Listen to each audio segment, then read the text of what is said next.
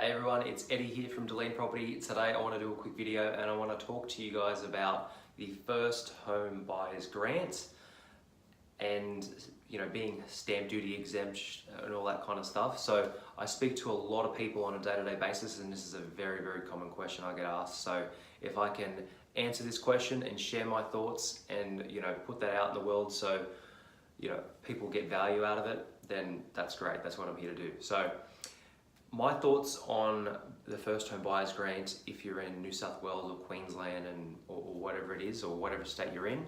But basically I speak to a lot of people, and if they're looking to grow a property portfolio like I've done and create a passive income, set themselves up for retirement, maybe just make money in general, or create a better life for themselves through property.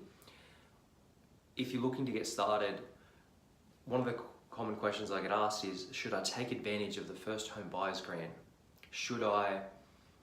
I'm buying my first property as an example, should I buy in the same state I live in, or should I buy property, live in it first to get the first home buyers grant, or should I buy the property as a first home buyer and then just wait until I can actually rent it out to someone else or whatever it is to save the paying stamp duty? In New South Wales, as an example, at the moment, if you're a first home buyer and you buy as a first home buyer, basically, if the property is under 650,000, then at this stage in time, there's no stamp duty. You're exempt from paying stamp duty, which can be a really good thing.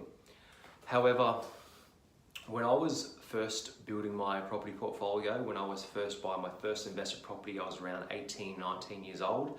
They actually had an even better thing. They had it was like the first home buyers grant, and at the time it was like 14,000, and at some stage it went up to 21,000, and then some stage it went down to about 7,000. But basically, speaking from my experience, I never got any first home buyers grant at all.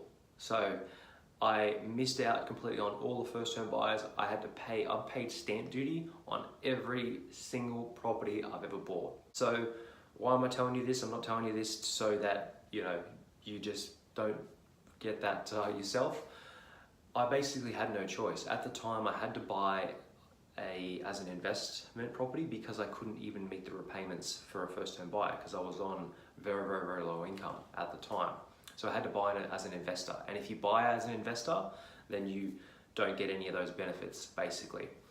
But my thoughts on this is basically, if you were to buy property in Brisbane or the Gold Coast or Queensland as an example, from my understanding and my knowledge, the first home buyers grant, the no stamp duty exemption, basically, stamp duty exemption only usually applies to new properties, so the house and land packages that are being built new, or off the plan units and all that kind of stuff to live in.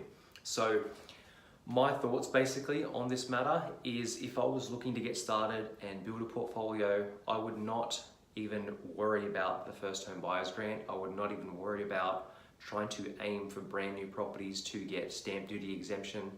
I would not worry about it at all, because from my experience in growing a portfolio and investing in property and helping others invest in property too, most of properties in general, right, that are off the plan units, brand new off the plan townhouses and house and land packages that you get from developers and that kind of stuff, from my experience and my knowledge, 95, probably more % of them is overpriced. So I'll write that one down basically, but overpriced.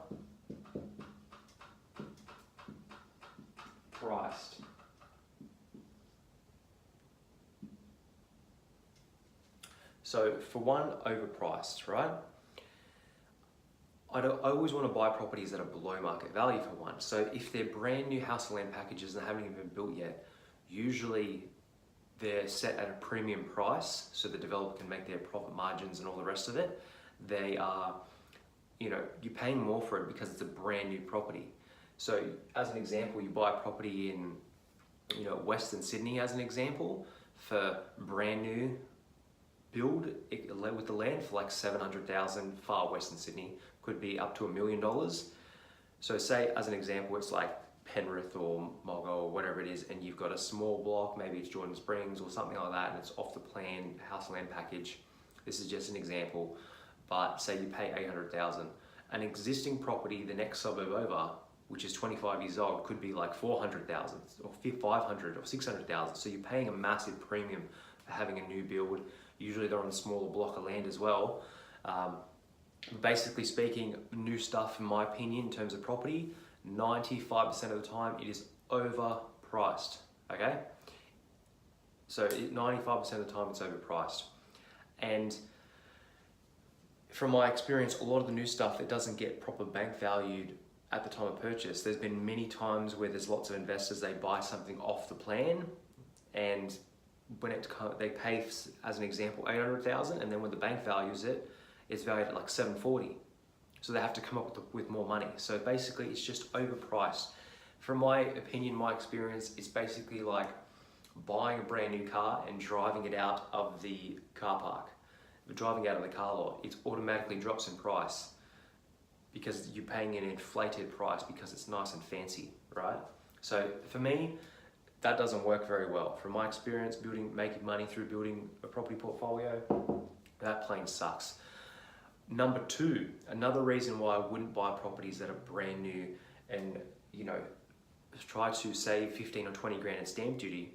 So going back to this scenario, right? As an example, you buy something in Queensland or another state that has stamp duty exemption for first home buyers, you might save 10,000, 15,000, 20,000, depending on what price point, because you're not paying stamp duty.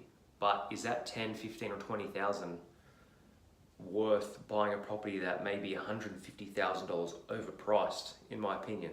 So a lot of people do that. They try to save money when they're investing in property, but because they try to skimp and, you know, change, which, you know, lots of people are guilty of, I'm guilty of it myself. Sometimes trying to save 5, 10, 15,000 on stamp duty can make you buy something that's overpriced and buy emotionally. So you could buy a property that's off the plan unit that $150,000 overpriced, they're just inflated prices. So it's like, yeah, I'm trying to not pay fees, so you gotta buy a brand new fancy car, and then it drops in value and it's worth less, and you have to really wait for a long period of time to catch more growth. So that's a long answer to a short question. But the second reason basically why I would not buy off the plan brand new house and land packages and all that kind of stuff, which are targeted towards first home buyers, is because if you're looking for investment purposes, rental yield. Rental yield is another biggest thing. So I'll narrow it down to yield.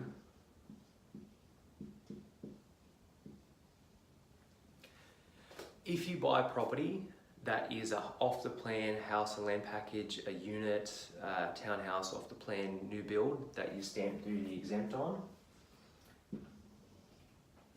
the yields are always low. They're always low. Check them up, jump on realestate.com now, domain right now, I guarantee you, 100% correct. If you buy property in Brisbane as an example, and say it's the outskirts of Brisbane or whatever it is, or even Sydney, and just as an example, you buy it off the plan for 600,000, so you buy it for 600K. The average rental return on that would probably be around 4%, maybe 5% max, and sometimes they even try to sweeten the deal with guaranteed rental income for the first 1 or 2 years, which is just absolute rubbish anyway. So something for 600K would only rent for like 450, 500, which just isn't enough. That's about a 4% yield. We're getting a bit low here on the board. That's about a 4%, maybe less. So that's just not enough in my opinion. When it comes to rental yields and building a portfolio, you can only buy so many properties at 4%, 5%, 3% yields. You get stuck with finance. So yeah, these are some two big things that hold, you know, me, that I guess these are some two big things that from my experience, in my opinion, if you're looking to build a portfolio, it is simply not worth trying to get the first home buyers grant at this stage. 2019, when I'm doing this video, sometimes the exemptions and all that kind of stuff, the different grants change, but trying to save on stamp duty, trying to save on spending 5 or 10 or 15,000 sometimes costs you hundreds of thousands of dollars by paying too much for buying the wrong property to invest in. So I hope this video helps. I get this question asked all the time. So I hope this helps a little bit with sharing my experience, sharing my thoughts with building my own portfolio. And if you do have any questions, please email them through to admin@delanepg.com, and I look forward to chatting to you soon. Thanks guys, bye.